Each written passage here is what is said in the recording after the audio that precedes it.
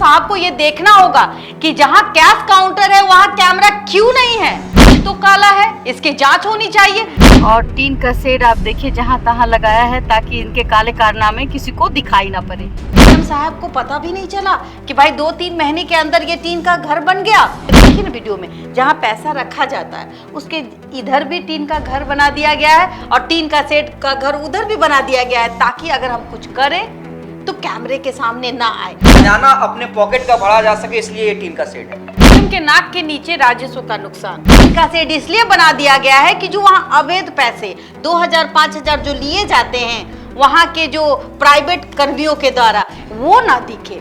मुस्कान किन्नर ने कहा कि एक ऑपरेटर की एक दिन की कमाई है 1 लाख रुपए। कैश काउंटर में कैमरा होता है लेकिन इन्होंने कैमरा गया के डोभी चेक पोस्ट में कहाँ लगाई है जहाँ कोई ना हो।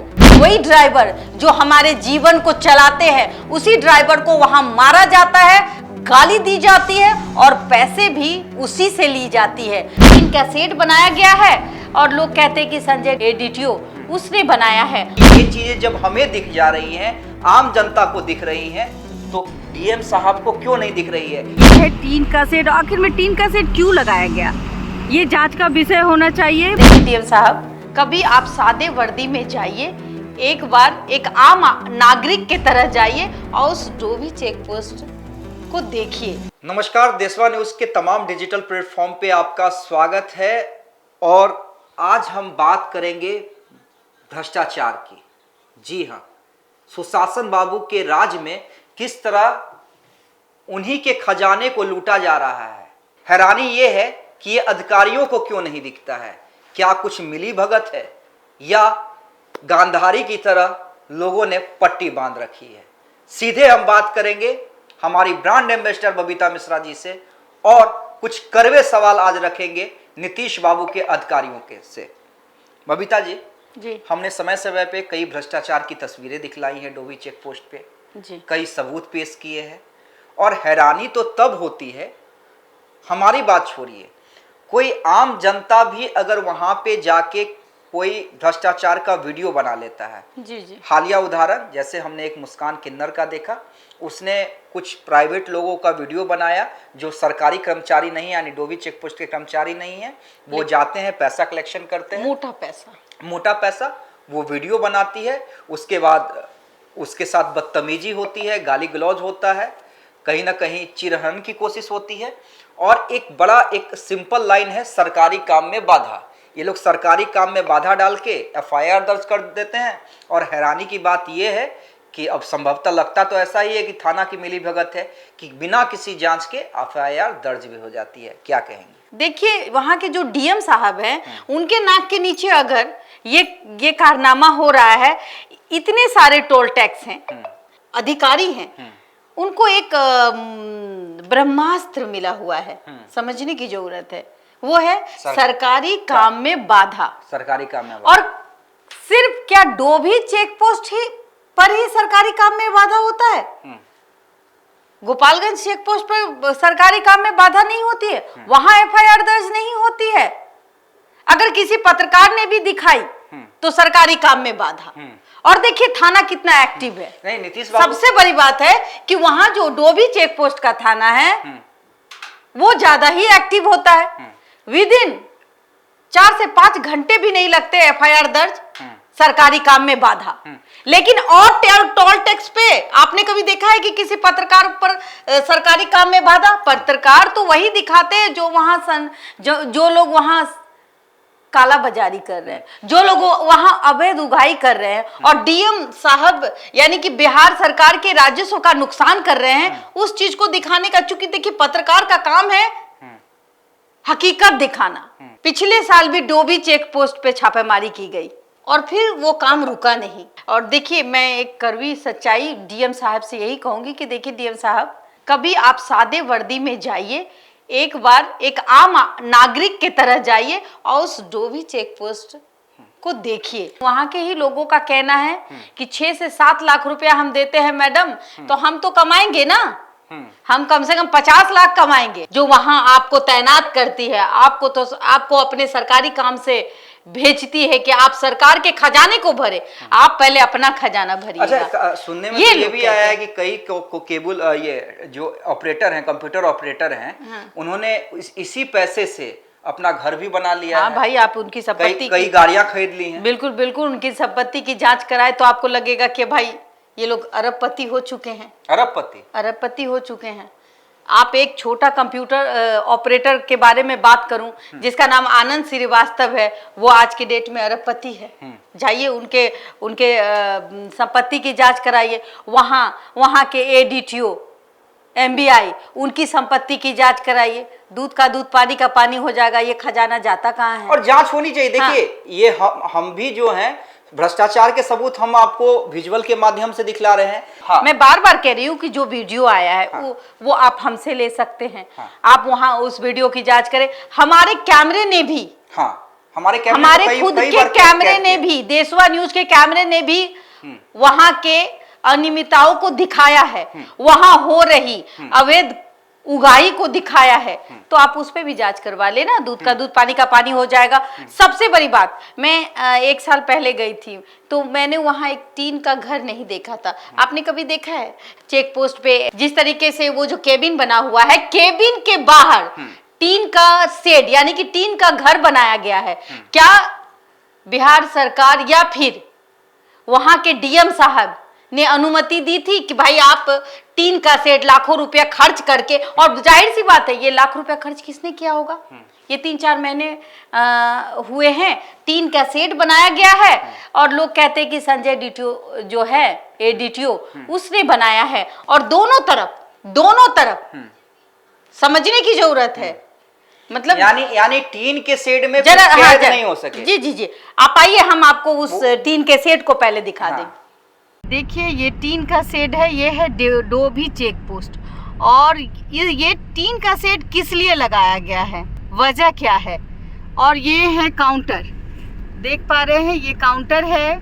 और टीन का शेड आप देखिए जहाँ तहाँ लगाया है ताकि इनके काले कारनामे किसी को दिखाई ना पड़े। ये टीन का शेड संजय टाइगर लोग कहते हैं कि लगाया जा रहा है। ये है टीन का शेड। आखिर में टीन का शेड क्यों लगाया गया, ये जांच का विषय होना चाहिए। मैं परिवहन मंत्री से कहूँगी कि इस पे जांच करें, यहाँ क्या चल रहा है, कौन से अवैध कारोबार हो रहे हैं। ये टीन का शेड पहले नहीं था और अब ये टीन का शेड लगा दिया गया है ताकि यहाँ जो अवैध कमाई हो वो किसी के नज़र में ना आ सके। यहाँ करोड़ों का नुकसान, राजस्व का नुकसान किया जा रहा है डीटीओ एमबीआई और आरटीओ के द्वारा। देखिए ये किसके थ्रू और किसने इसको इजाज़त दी टीन का शेड लगाने की। यहाँ क्या हो रहा है इस चेक पोस्ट पे, और ये किसके पैसे से, क्या सरकार के पैसे से टीन का शेड लगाया गया है? ये जो आप टीन का शेड देख रहे हैं डोभी चेक पोस्ट पर, टीन का शेड किस लिए लगाया गया है समझने की ज़रूरत है। और देखिए यहाँ पे कुछ है सिपाही जो इस टीन के शेड के आड़ में उगाही करवा रहे हैं। यहाँ के संजय टाइगर, ये मैं नहीं कह रही हूँ, ये जो टीन का शेड है यहाँ के लोगों का कहना है कि ये संजय टाइगर के पैसे से ये टीन का शेड बना है। आखिर क्या सच्चाई है, जांच का विषय है। तो आपने देखा इस टीन के शेड, ये तो घर लग रहा है।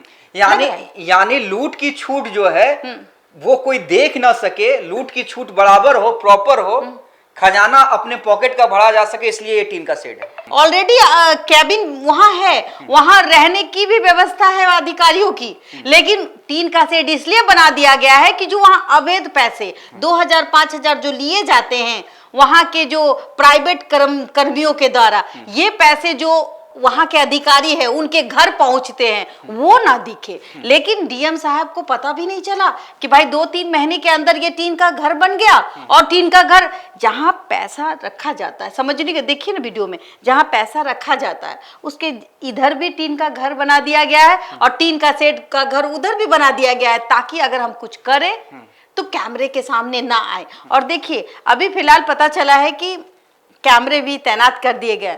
तो मैं एक ही बात कहना चाहती हूँ सरकार से कि कैमरा कहाँ लगना चाहिए, कैमरा कहाँ लगना चाहिए आपको मैं बताती हूँ। कैमरा जब आप बैंक में जाए तो जहां कैशियर बैठता है कैश वहां कैमरा होता है, कैश काउंटर में कैमरा होता है, लेकिन इन्होंने कैमरा गया कि डोभी चेक पोस्ट में कहां लगाई है?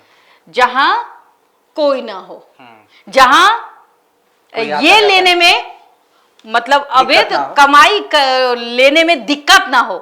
अरे मेन बात तो ये है कि डीएम साहब को ये देखना होगा कि जहां कैश काउंटर है वहां कैमरा क्यों नहीं है, और अगर वहां कैमरा नहीं है तो कहीं ना कहीं कुछ तो काला है, इसकी जांच होनी चाहिए। अगर कैमरा वहां काम नहीं कर रही है, कारारोपण पदाधिकारी हैं, वहां पर ऑपरेटर बैठते हैं, वहां पे कैश काउंटर है, कितनी लाखों का कैश वहां रहता है, अगर कुछ दुर्घटना हो जाती है, कोई कैश लेके भाग जाता है, तो फिर क्या करेंगे आप? किसकी जवाबदेही होगी? क्या कारारोपण पदाधिकारी की जवाबदेही होगी या ऑपरेटर की जवाबदेही होगी? किसकी होगी? सीधे डीएम साहब पर सवाल। नहीं, और सबसे इंटरेस्टिंग ये है बबीता जी कि एक कहावत है ना, महाराज का मिर्जा खेले होली, यानी ये जो सारा माल महाराज का और मिर्जा खेले होली। हाँ, ये जो सारा पैसा है जो राजस्व के तौर पे बिहार सरकार के खजाने को जाना चाहिए थे, ताकि बिहार सरकार जो है गरीबों के लिए कल्याणकारी योजना ज्यादा से ज्यादा लागू कर सके।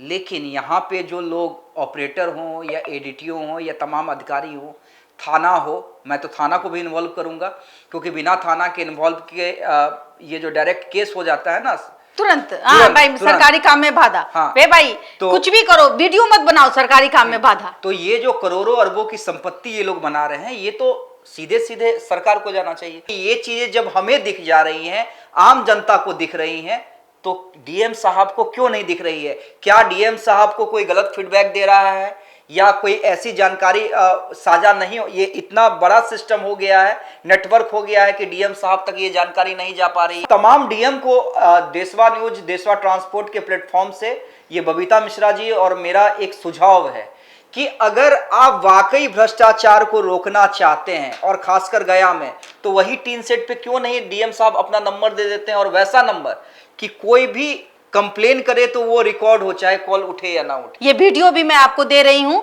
ये वीडियो कोई एडिट किया हुआ वीडियो नहीं है, जरा आप इस वीडियो को देखिए। और ये वीडियो में कैसे पैसे लिए जा रहे हैं, अवैध कमाई का पैसा ये कहाँ जा रहा है। और देखिए, सही बात है कि आप 30 दिन काम करते, देखिए ना आप वहाँ जो कारारोपण पदाधिकारी है, एडीटीओ है, या फिर एमबीआई हैं या ऑपरेटर हैं, ये लोग छुट्टी क्यों नहीं लेते? पता है क्यों नहीं लेते?